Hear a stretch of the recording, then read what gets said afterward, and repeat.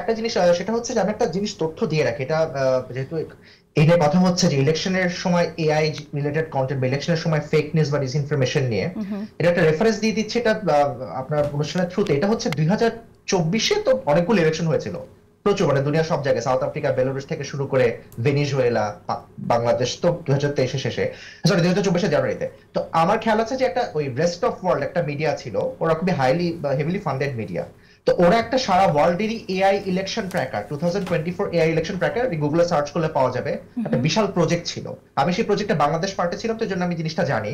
তাদের খুব ভালো ওয়ান্ডারফুল কাজ আছে যে তারা এই গত বছরে যতগুলো ইলেকশনে যত এআই রিলেটেড কন্টেন্ট নিয়ে ডিসইনফরমেশন মিসইনফরমেশন ছড়ানো হয়েছিল সেই রিলেটেড তাদের একটা মোটামুটি একটা জায়গায় আর্কাইভের মতো কম্পাইলেশন করা আছে। হুম। সো ওই সময় মজা ব্যাপার হচ্ছে বাংলাদেশ রিলেটেড যখন কাজ করেছিলাম, বাংলাদেশ রিলেটেড খুব বেশি ছিল না, কারণ 2024 ইলেকশন আসলে ওইভাবে ইলেকশন ছিল না, একটা শ্যাম ইলেকশন ছিল।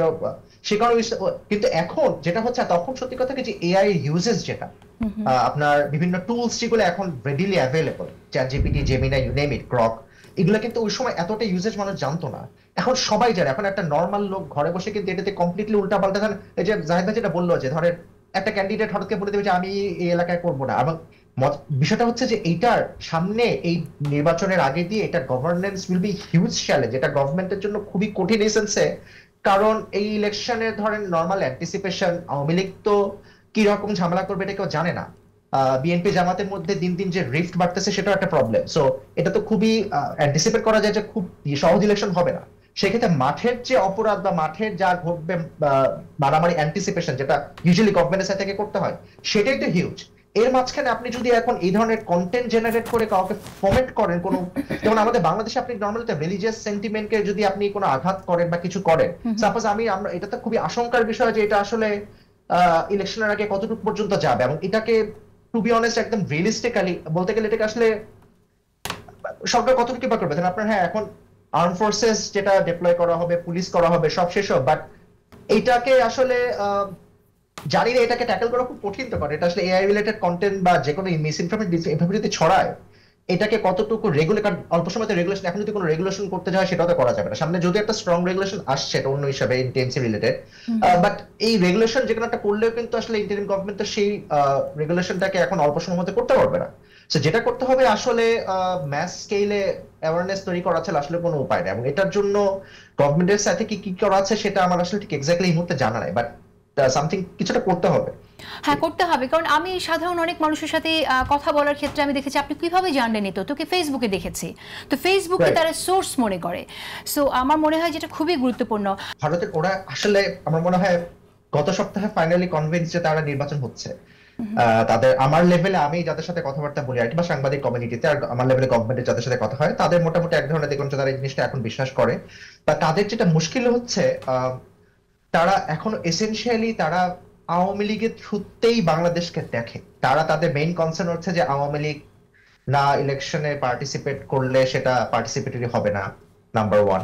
তারপর তারা বলতে চায় যে তাদের তো বাংলাদেশের রাইট উইং এর উত্থান সম্পর্কে এক ধরনের আশঙ্কাটা ইনগ্রেইন, তারা এটা থাকি তাদের সবসময়। তো এখানে যেটা হচ্ছে যে আবার তারা এটুকু কনফিডেন্স নির্বাচন হচ্ছে, এবং নির্বাচন এটা তারা probably at the end of the day তারা এটা নিজেরাও ভিতরে ভিতরে বুঝছে যে এটা আওয়ামী লীগের পক্ষে এসেনশিয়ালি নির্বাচনে অংশগ্রহণ করা সম্ভব না, কারণ তাদের এগেনস্টে তো ইন্টারিম ব্যান। আর তারা যদি এখন চায়ও, তারা তো আসলে এভাবে প্রার্থী দিতে পারবে না, কারণ তাদের তো সবই মামলা, তাদের তারা পলাতক না হলে মামলায় দ্বারা আক্রান্ত। তো এটা হচ্ছে তারা তাদের এইটুকু বুঝেছে ইলেকশন হবে। এখন তার পরবর্তীতে হচ্ছে সেই ইলেকশনটা আসলে হলে এই ইলেকশনের পরে যে ইলেক্টেড গভর্নমেন্টটা আসবে তাদের সাথে তারা সম্পর্ক করতে আগ্রহী। এটা এখন যে ওকে, গভর্নমেন্টই আসুক, সেক্ষেত্রে তারা তারা আসলে কোনো যেটা দলের আমাদের সাথে কাছে সিগন্যালটা তারা এই যে ইন্টারিম গভর্নমেন্টের সাথে তাদের যে রিলেশন সেটা ওয়ার্কিং রিলেশনশিপ, এটা ওয়ার্ম না। তো তারা ইলেক্টেড গভর্নমেন্ট আসলে এটা সামনে একটা জিনিস হচ্ছে যে সামনে ওদের কিছু পত্রপত্রিকা এই ধরনের স্টোরি আসবে, স্পেশালি একটা সামনে একটা কভার স্টোরি আসতে যাচ্ছে। তো এখানে তাদের যদি কেয়ারফুলি কেউ যদি এই স্টোরিগুলো পড়ে, তাহলে এই ভিতর থেকে মানে এই ইনফরমেশনটাই পাওয়া যাবে যে তারা পরবর্তী নির্বাচিত গভর্নমেন্টের সাথে তারা প্রপার ওয়ার্ম রিলেশনশিপ রাখতে ইচ্ছুক। তারাও এক ধরনের আন্ডারস্ট্যান্ডিং এ চলে গেছে যে এটা আওয়ামী লীগ আসলে এখন আর রিলেভেন্ট না বাংলাদেশে। এরকম বাংলাদেশে তাদের যে সোশ্যাল আর পলিটিক্যাল ক্যাপিটালটা ছিল ওইটা এখন আর সেরকম নাই। ওকে, বাংলাদেশের রাজনৈতিক তারা কারো বাংলাদেশের নির্বাচনটা প্রপারলি হোক এটাই তাদের স্ট্যান্স। এটা যাচ্ছে। আচ্ছা ফয়সাল, বাংলাদেশের রাজনৈতিক দলগুলোর সাথে তারা কতটুকু যোগাযোগ করছে?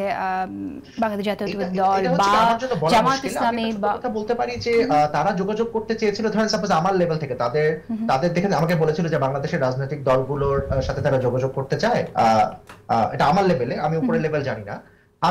এখানে আমি মেজর 3টা দল, যেটা বিএনপি, জামাত এবং এনসিপি, তাদের 3 জনেরই আমি কয়েকজন নেতার কাছে রিচ করেছিলাম, বলেছিলাম যে ইন্ডিয়া এরকম আপনাদের সাথে কিছু কথা বলতে চায়। আমি এখানে আপনার টেলিভিশনে, ন্যাশনাল টেলিভিশনে দায়িত্ব নিয়ে বলছি, একটা দল আমাকে কোনো নাম দেয়নি। আমি জানি না ইন্ডিয়াকে তারা ভয় পাচ্ছে বা কি জিনিসপত্র, কেউ নাম দেয়নি, কেউ কোনো কথা বলেনি। আমি আমার সাইড থেকে এটুকু বলতে পারি, কেউ কোনো নাম দেয়নি।